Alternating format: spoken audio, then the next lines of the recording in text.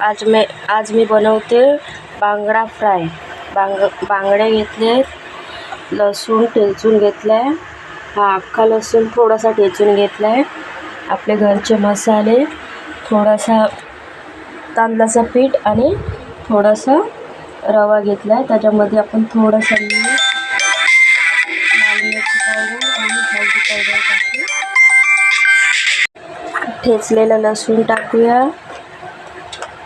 लाल मिरची, हल्दी पावडर, थोडासा धनिया पावडर, थोडासा जिरा पावडर आणि मीठ।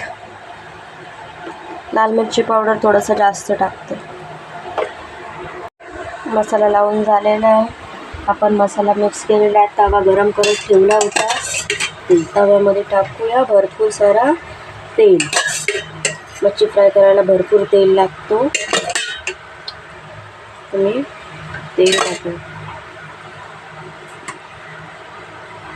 तेल पण आपला गरम झालेला आहे, त्याच्यामध्ये मच्छी टाकूया।